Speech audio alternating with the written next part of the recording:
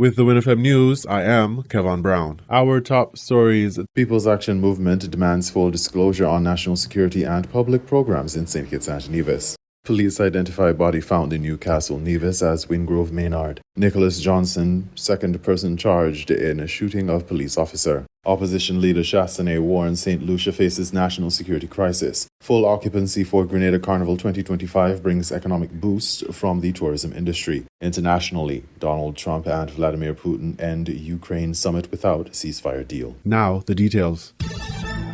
The People's Action Movement held a press conference on August 12, 2025, where its leader, Natasha Gray Brooks, and Lincoln David Pell emphatically called for comprehensive transparency from the government on critical national security matters and the Elevate program. The party leaders expressed deep concern over what they described as a veil of secrecy surrounding issues vital to public safety and governmental accountability, urging the current administration to provide immediate and detailed answers to the populace. PAM leader Natasha Gray Brooks initiated the demand for transparency by directly challenging the Prime Minister and Minister of National Security, the Honourable Dr. Terence Drew, regarding the involvement of the FBI in local police operations. We are going to demand,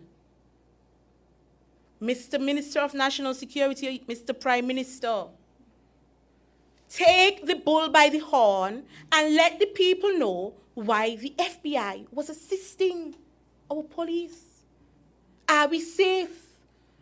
Are we walking around persons who are not supposed to be here or who are planning something? Brooks underscored the need for the protection of the Federation and expressed the PAM's readiness to step in if the current administration is unwilling to act. Furthermore, she addressed allegations of embezzlement and improper conduct within public office. I heard the allegation, not calling any names, because the Lord knows.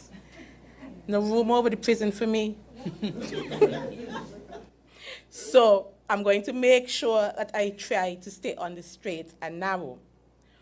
But I've heard the allegation and I've heard the voice note, but the police must carry out the necessary investigations to see if anybody is trying to embezzle money or trying to do anything that is not proper in a public office, so that persons feel safe and feel comfortable communicating with persons in authority. Brooks also scrutinized the government's peace program rebranded as Elevate, demanding a complete account of beneficiaries' weekly stipends and whether Social Security contributions are being made as previously promised. She lambasted the government for continuously blaming the previous administration. They're 3 years in. This is the honeymoon period anymore to say, okay, we just got there. Let's throw the blame. Well, he's still throwing blame on the previous administration. But when is that going to end? When he ring the bell? She concluded her remarks by stressing the importance of substantiating unverified claims and holding those responsible for wrongdoings accountable, ensuring public funds are not misused. Lincoln David Pell, deputy political leader of PAM and candidate for constituency number 7, amplified the party's message by focusing on a recent human smuggling bust and the broader implications of secrecy in law enforcement. Referencing his own background as a police officer, Pell sought information on the July 9th incident where approximately 30 individuals, including adults and children, were detained. But we haven't heard anything what happened to these persons. And I think that's where this transparency you're talking about, what has happened, along with other things. Pell asserted that public information is crucial for community police cooperation in solving crimes. Police depends on information. And if we do not give information as to them as who we have and who we suspect, do you believe you will be able to assist the police? The police depend on the community for crime solving. And therefore, the People's Action Movement will ensure the Ministry of National Security kind of gives somewhat of a free, not a free hand, so to speak, but a freeness legally and constitutionally for the police to do their work and keep the public updated. He highlighted the potential negative impact of perceived lax border control on international relations and tariffs. And if we have our borders seem as if we don't have no control, that could increase, because as far as they're concerned, we are a risk to them. Pell also brought up alarming incidents involving wounded police officers, querying the lack of information on suspects and the overall secrecy surrounding these cases. He passionately argued that secrecy in matters like human trafficking, especially when the FBI is involved, is detrimental to the nation. He concluded by reiterating the PAM's commitment to prioritizing people and demanding answers for the public, including the whereabouts of the 3 children mentioned in the police report and the identity of those involved in human trafficking.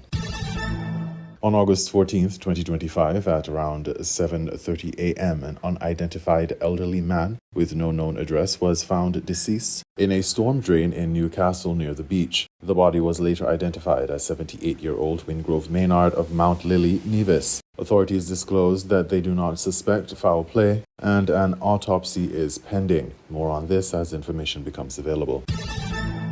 The Royal St. Christopher and Nevis Police Force has laid 8 charges against Nicholas Johnson, 30, of Carrickham Village, New Road, St. Kitts. On August 14, 2025, Johnson was charged at the Bastia Police Station for the offences of attempted murder, possession of firearm, possession of ammunition, possession of firearm with intent to endanger life, discharging a firearm in a public place, shooting with intent, 3 counts. Johnson is the second individual arrested and charged in connection with the July 30, 2025 Ponds Pasture shooting incident, during which police officer Talbot Warner was injured. Karim Jeffers of Ponds Pasture was the first person charged concerning the incident on August 8, 2025. Jeffers, 32, of Ponds Pasture, Bastille, St. Kitts, was hit with 8 charges by the authorities. He was charged with 1 count of attempted murder, possession of firearm, possession of ammunition, possession of firearm with intent to endanger life, discharging a loaded firearm within 40 yards of a public road, and 3 counts of shooting with intent. In regional news, opposition leader Chastine warns St. Lucia faces national security crisis. DBS St. Lucia reports. In an address to the nation, leader of the parliamentary opposition, Alan Chastine, criticized the government's response to crime by contrasting it with Trinidad and Tobago, which declared a state of emergency while having a 7% higher homicide rate than St. Lucia. Under the current administration, firearm-related murders have surged from 5 out of every 10 murders to just under 8 out of 10 murders. This tells us that our streets have been flooded with illegal weapons, while our police force has been starved of resources. The police budget was actually cut while crime soared to record levels. In 2024, our beloved St. Lucia had the 6th highest homicide rate in the Caribbean at 42.8 per 100,000 people. Beyond the numbers, Chastine argues that crime puts a significant strain on mental health and St. Lucia's healthcare system. He points out that emergency rooms are overwhelmed by an influx of gunshot and assault victims, which not only burdens doctors and medical resources, but also diverts attention and care away from other patients in need. Chastine also called into question the effectiveness of the justice system, with evidence missing in criminal cases and the allegations of sexual impropriety against a senior police officer. When evidence vanishes from the police custody, when the very foundation of our justice system crumbles, we're not just failing the victims, we're betraying every law-abiding citizen who depends on that system for protection. In a strong critique, Chastine stated that a society is in grave danger when those entrusted with its protection become a source of fear and when the upholders of justice become its perverters. He added that this situation goes far beyond a simple failure of governance, but represents a fundamental betrayal of public trust. Most shocking of all, they brought Richard Frederick, whom they themselves identified as a drug lord, into cabinet and have allowed him to compromise the independence of our institutions. According to Chastine, the UWP has a comprehensive plan to restore safety and public trust in St. Lucia. He notes that the plan focuses on providing modern resources, training and support to law enforcement, which includes improving the K9 unit and providing all police officers with working scanners. To address the flow of illegal weapons, he says that the UWP would strengthen customs operations. Chastine also stated that the parties aim to reform the justice system by establishing a dedicated CSI unit to handle all evidence collection and preservation.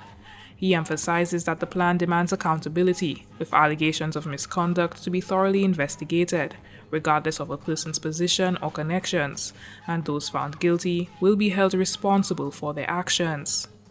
For the DBS News World, Miriam Montoute reporting. Full occupancy for Grenada Carnival 2025 brings economic boost from the tourism industry. Grenada Broadcasting Network has the story. The Grenada Hotel and Tourism Association says accommodation properties across the island were filled to capacity for the 2025 carnival season, including staycation houses and cottages. President of the association, Arlene Friday, says this year's high demand highlights the continued growth of Grenada's carnival as a major tourism attraction. It was full to capacity. When I say full, I mean every crook, every nook, every crevice was full. So our occupancy was quite high, including Airbnbs, small hotels, apartments, big, hotels as well. We were full to capacity. That will help us in terms of even increasing our GDP.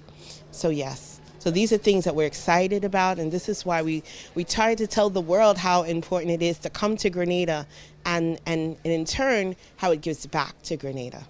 She notes that the season will once again deliver significant economic benefits for locals, as most of the hotels and guest houses are locally owned. Really does well. So, you're talking about not just the big hotels, but, what makes Grenada so different is that most of our hotels are indigenously owned. That means they're locally owned, so the money truly comes back to Grenada. And it trickles down and into the communities. So I think that's what makes it really special for Grenada as opposed to other islands. When we talk about how it means to, invest in our properties, and having guests come to our shores and what it really means for Grenada. Friday adds that excitement for Carnival 2026 is already building, with some visitors making earlier bookings even before the year's festivity ended. People were some were booked since last year. People are booking sooner, much sooner than before. So many people will leave this year and will already book for next year. So we have a lot of repeat guests, and now we're finding new guests as well, right? So at the very last minute, I'm getting called on, can you help us find rooms?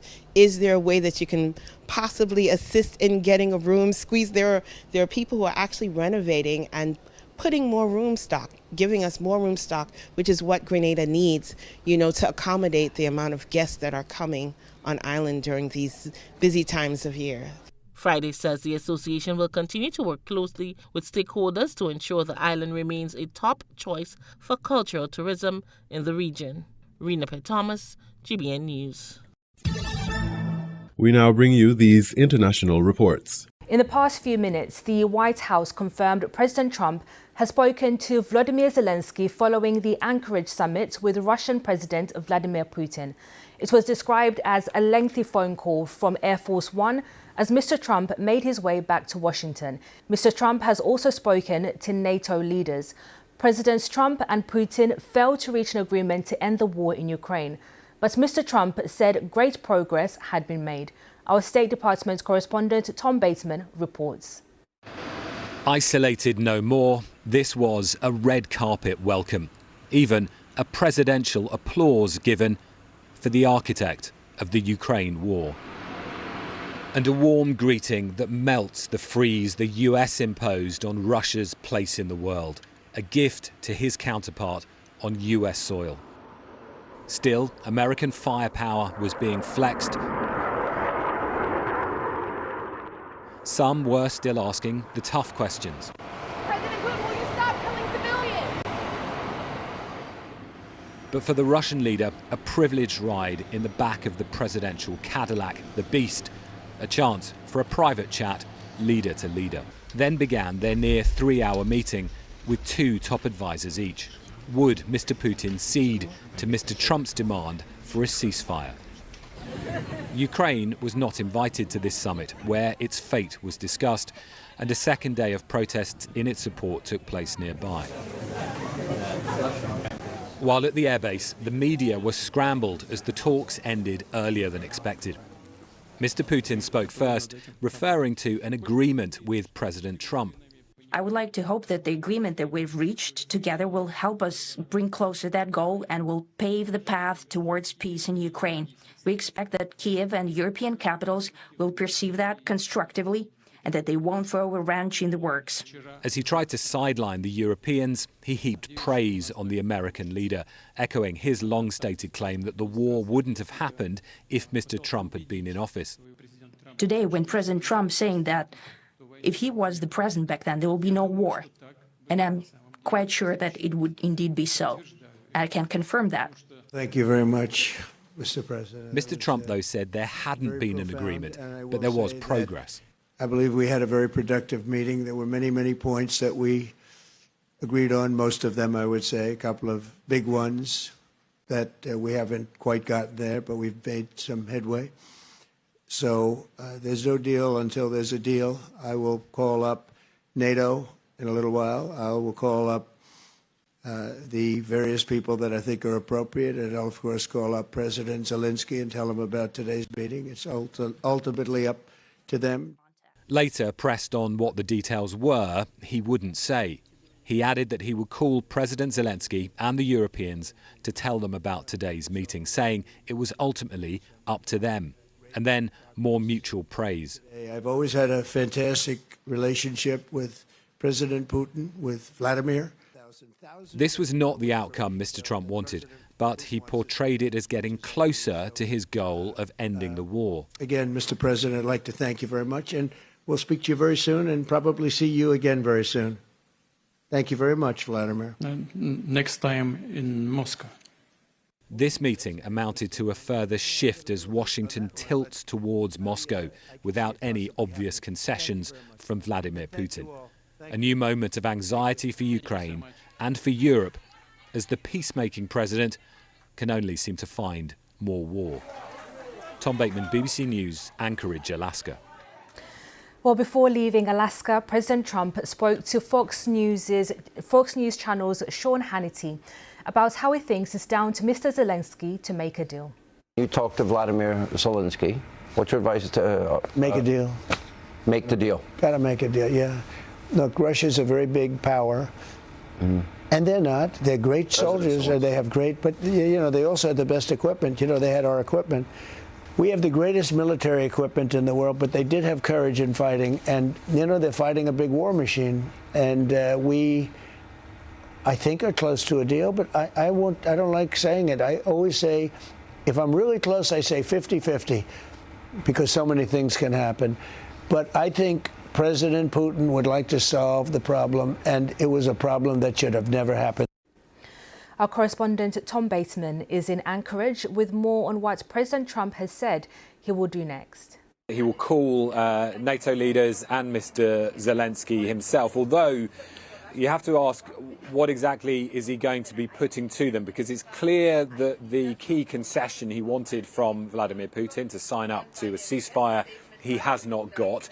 On the other hand, I think the Europeans are going to be, to some extent, relieved that the worst case scenario for them, which would have been a carve-up by the Americans and the Russians of Ukraine over the heads of the Ukrainians, certainly hasn't been agreed to in this meeting, and they were working earlier this week to try and get an assurance from Mr. Trump that that would not happen. And we heard him say, you know, it was notable that he said in the press conference that he would call the Europeans and Mr. Zelensky, and what happened next was up to them, basically. But really what that leads to is, well, how does Mr. Trump take it from here? Because he's really played his trump card with this summit. He'd always said he wanted to get Mr. Putin in the room, and that's where he thought he could get a breakthrough and enter the war. Well, he hasn't got that. He says there's progress, but it's not clear at all what that is. How do you see the results or lack of results of these summits playing out in the US? Because, of course, President Trump's already facing criticism for not reaching a ceasefire at these talks. I think it's a really important question, you know, and I think what we saw from Vladimir Putin there, very characteristically, was his attempt to prise open divisions that he thinks will weaken the position of the West when it comes to the war in Ukraine. So on the one hand, he was saying, for example, that he didn't want to see the Europeans throwing a wrench into this agreement, as he put it, although there wasn't an agreement, according to Mr. Trump, this agreement between the US and Russia, trying to undermine the process. He has long sought to further divisions, create more divisions between America and its European allies, and it seems he's having further success with that. The other division that he tried to prise further open is the domestic one, politically, within the United States. So, extraordinarily, we heard Mr. Putin say, oh, I confirm that this war would not have started if Mr. Trump had been in office. Instead of Joe Biden, he means, not naming him. But that plays into the long-stated claim by Mr. Trump that there wouldn't have been a war if he was president back in 2022. And of course, Mr. Putin knows that that plays into the false claim by President Trump that he won the 2020 election and that there was robbed of him. And so you see Mr. Putin using his moment in front of the cameras on US soil to play into and try and exploit divisions among Americans that have been so angry and so politically damaging to this country. And so I think that will lead to a further exacerbation of the question within Mr. Trump's own base as to where is this process going. And it was quite notable that in his interview with Fox News with Sean Hannity, a cheerleader of Mr. Trump, after the press conference, that he was being asked, well, why, effectively, why are you continuing with this process when America isn't endangered by the war in Ukraine, and basically it's not our problem. You're just doing this out of the goodness of your heart. And so I think, you're seeing that question start to emerge in the sort of commentariat in the Trump base around the political capital, as they see it, as being expended on this process. In the end, if it continues to fail, Mr. Trump sees it as that, who is he going to blame? Russia or Ukraine? And I think when you look at the treatment meted out to those two leaders in the course of this year, it's pretty clear where he's likely to put the blame for its perceived failure. And Tom, is there still a risk that if this all gets too complicated, President Trump could walk away? Because, of course, he's also looking at other crises, for example, in the Middle East, and also domestic policy as well. Yeah, I think it's absolutely inevitable he will walk away if he sees the processes going nowhere. And that really is why we have seen Vladimir Putin continue to do what he has done at every turn in this, diplomatically. I mean, I was flying with Secretary of State Rubio, several times earlier this year as they sort of pushed that diplomatic process to talk to the Russians, then to try and get the Russians and the Ukrainians to talk to each other. And it's really felt like that whole process has run out of steam. And Mr. Trump had said, well, let me get in the room with Vladimir Putin and I can get a breakthrough. That was always his point. Well, we've done that now, and that hasn't happened either. And so what Mr. Putin has to do at every turn, and what he's tried to do at every turn, is to play for more time. Remember, he has the military advantage. He has the domestic weapons production the Ukrainians don't have. They've always relied on the Americans. Well, the Biden-era pipeline of weapons is running out and will run out into the next year or two. That gives Mr. Putin an advantage to continue to simply play for time. And that is why every time Mr. Trump has basically imposed a deadline, Mr. Putin has wriggled out of it and imposed more conditions effectively, and President Trump's deadlines have in effect turned into lifelines for Vladimir Putin. And so I think in the end we come back to this point where will Mr. Trump try and put the blame. If you look at the ambush and humiliation of Volodymyr Zelensky by Mr. Trump in the Oval Office earlier this year versus a red carpet welcome and reintegration into the arms of the US that he's given to Mr. Putin here, I think that gives you a clue as to where he's going to put the blame if he sees it going wrong. There is no deal. We didn't get there, said Donald Trump. Despite 3 hours of talks with Vladimir Putin, there were still, he said, sizable differences on one or two of the key issues. In the last half an hour, we've had a response from President Zelensky, who says he spoke to President Trump for an hour and a half during the president's flight back to Washington. He has agreed to travel to the White House on Monday. Let's speak to our correspondent, Katie Watson, who's getting reaction in Kyiv. What can you tell us, Katie? President Zelensky called the conversation long and meaningful, and as you said, he talked to Donald Trump for over an hour, and then for another half an hour, European leaders joined that call. He said that Ukraine once again confirms its readiness to work as productively as possible for the sake of peace. But he went on to say that he had discussed what happened in Alaska with Donald Trump. But there was very little detail about anything concrete, any of those details. He did say that he would be traveling to Washington on Monday and reconfirmed the importance of a trilateral meeting between Russia, the US and Ukraine, as well as the importance of involving European leaders at every stage. So, finally confirmation that he's had that conversation with Trump, a meeting, of course, that he was not invited to, and that from the very beginning was something that Zelensky felt important, that Ukraine needs to be there. So we'll be getting more data, of course, as he flies to Washington to see where, how this moves on, as he said, to try and to put an end to the killings and an end to the war. Still very scant reaction from across Europe, Katie. We'll bring our viewers some of that reaction through the morning. But I guess there must be at least some relief in Kyiv that nothing was given away. Yeah, so Ukrainians were heading to bed when President Putin and Donald Trump arrived in Alaska, shook hands. The red carpet was rolled out. President Putin was given a platform, and we heard him speak for about 8 minutes after this meeting. Now, Ukrainians woke up to learn that there was no deal that we knew about.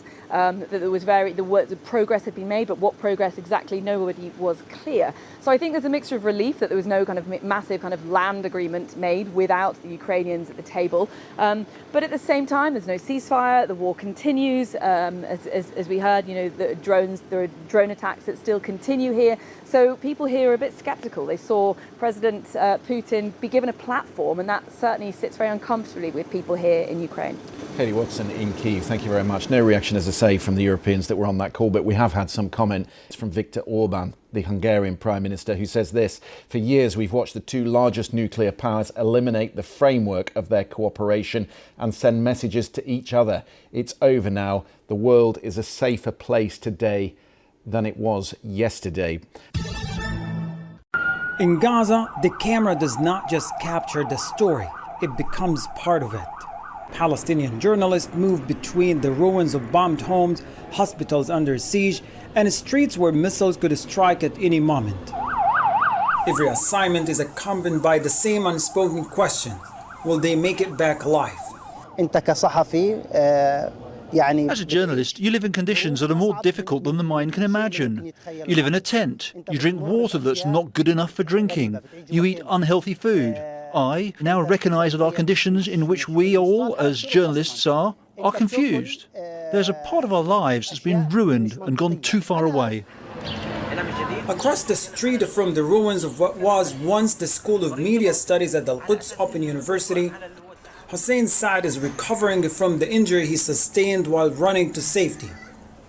He looks at the faces of his former students, the young people he trained to tell the truth. The deliberate targeting of Palestinian journalists has a strong effect on the disappearance of the Palestinian story and the disappearance of the media narrative. This is the disappearance of the truth that we have in the Gaza Strip. In Gaza, the journalism profession comes at a price. Press vest and helmet, once considered a shield, now feels like a target. The fear is constant and justified. Last week, Israel admitted to murdering 4 Al Jazeera journalists. Anas al-Sharif and his team were meeting in a media tent outside a Shifa hospital in Gaza City when they were deliberately targeted. We're supposed to work in the field with ease. Unfortunately, there are repeated targets on our colleagues, whether in their workplace or even in their homes. As a mother and a journalist, I go through this mental dissonance almost daily, whether to go to work or stay with my daughters and being afraid of the random shelling of the Israeli occupation army. Beyond the physical danger, there is a psychological toll. Journalists witness mass killings, destruction, and human suffering up close every single day, all while coping with their own losses. Like the people whose stories they tell, they too are dehydrated and hungry. Hunger has affected everyone. We all suffered from it. I used to go to work, and when I didn't find anything to eat, I would just drink water. I did this for 2 days. I had to live for 2 or 3 days on water. This is one of the most difficult challenges we face amid this war against our people: starvation.